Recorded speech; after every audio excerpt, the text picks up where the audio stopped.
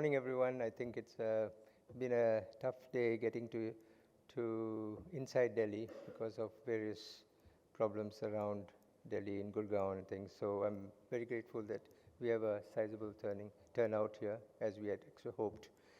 And it's a great pleasure that I welcome you all to a gathering here on this two-day conference on BYJU'S Embracing Education's AI-Driven Revolution. We express gratitude for the support we have received from BYJU'S, the world's premier edtech company in size and reach.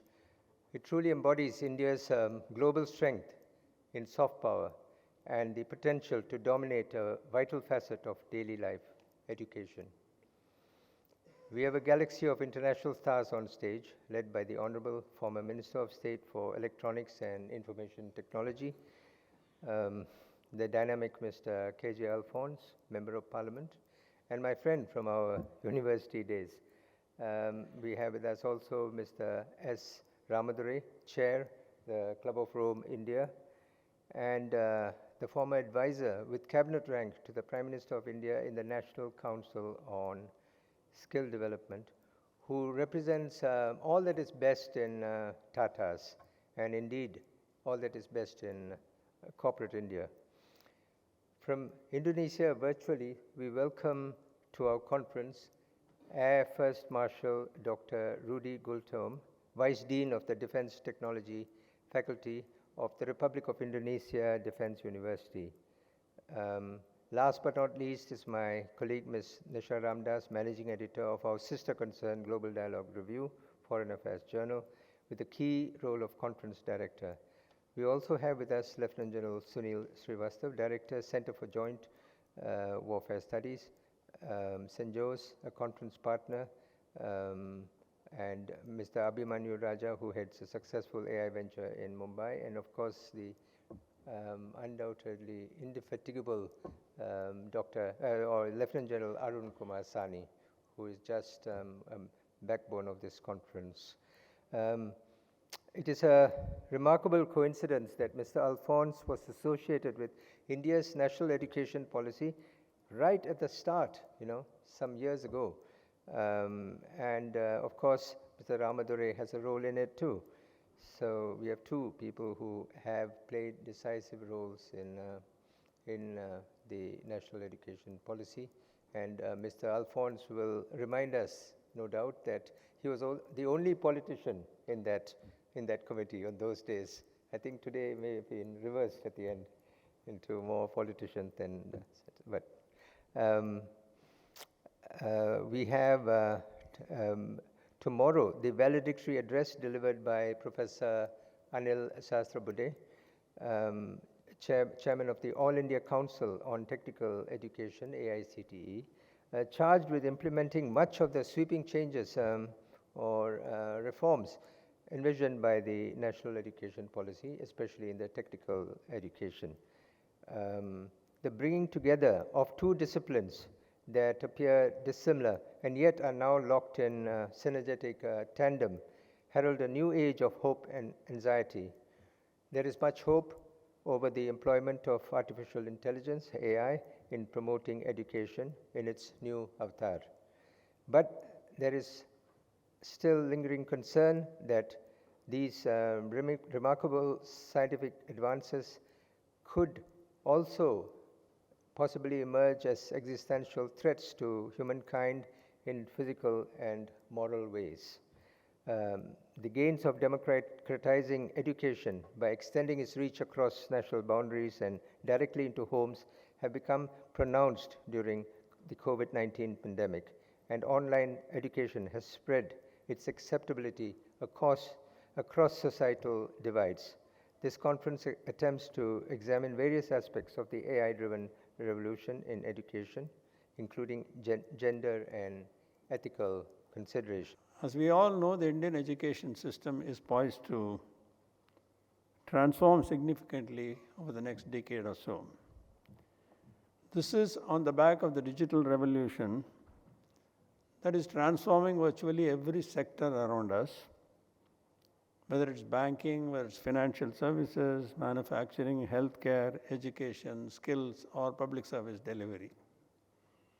That's the kind of impact this is going to be the next revolution. Now, when you look at the education, just to set the context, education across the world continues to fall short of the aspirations which we all have for it. Despite the significant expansion of access, multiple exclusions, whether because of the economic disparity, gender discrimination, disability, or digital divide continue to deny hundreds of millions of children, youth and adults of their fundamental right to quality education. The formal learning does not meet the needs and aspirations of the learners or the employers.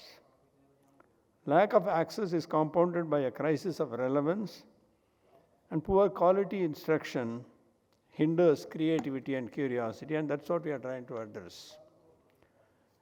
Patterns of student disengagement and dropout at all levels of education definitely point out the inadequacies of the current model to provide a meaningful learning and a sense of purpose for our children and the youth. Increasingly, those accessing education are neither prepared for the challenges of the present nor those of the future. These collective failures call for a new shared vision and renewed principles and commitments that can frame and guide our actions in the education space.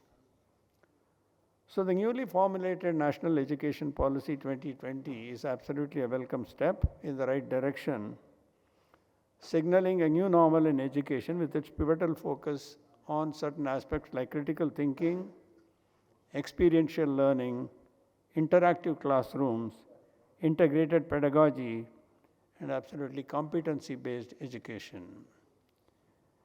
I see NEP 2020 as a bold effort to provide the framework for sweeping changes in the whole of the education system, keeping in the most critical tenets of access, equity, infrastructure, governance, and learning.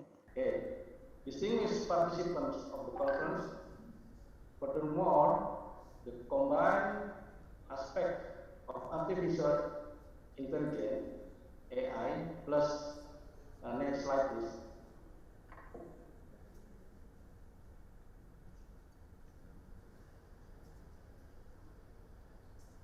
Okay. Furthermore, the combined aspect of artificial intelligence plus education has become a hot issue in higher education system. More and more traditional educational institutions have begun to organize and lay out the field of AI education. Educational methods will change with the development of AI, and the deep integration of AI in education will become the development trend of the future higher education world. The future of higher education has arrived when the educational ecosystem of higher education and AI technology merge. Next slide, please.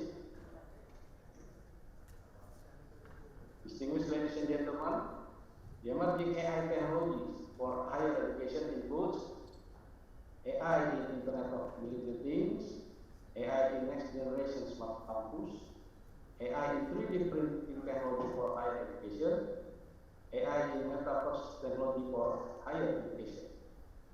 On the next slides, I will briefly explain about this emerging AI technologies.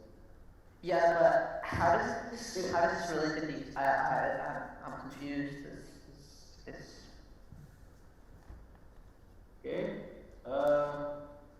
The IMT is an information technology that connected to all military systems, including military education, such as virtual reality-based combat training, or in intelligence, operation, weapons, logistics, and other aspects. IoT uses multiple sensors deployed across various domains to acquire full situational awareness and control over diverse conflict zones and battle areas. AI plays dominant role in advanced military forces technology such as C6ISR system, combat and control communication, computer cyber defense, combat system, intelligence, surveillance, and recognition, to collect, analyze, and disseminate data and information. Next slide, please. Digital life in campus demands for modernizing the campus facilities, infrastructures, and modern management. AI technology enhancing the next generation smart campus that could bring innovation on how to work and live in it, how to manage it, and how to use the data of big data analytics. Whereas the main concern in traditional campuses, subsystems are isolated, hindering data sharing and interconnection between departments or faculties. The biggest mafia leader in Delhi, apologies, H.K. Bhagat, who burned alive 5,000 people after Indira Gandhi's assassination. First building was 200,000 square feet. Is it difficult? Not at all. You put your bulldozer and the building comes down. Beautiful. It's such a beautiful sight to see, I was obsessed whenever I see a building, where do you put the bulldozer? Is it difficult? Not at all. It's very simple. I carried a gun 24 hours. My wife was beaten up, left for dead. She survived. My kids were beaten up. My kids went to play cricket and to school under police protection. My wife went to market under police protection. We survived. To be alive is a miracle. But that's my job. I'm sure General Sani has risked his life every moment when he was in the service. Every soldier. I'm a member of the Parliament Consultative Committee.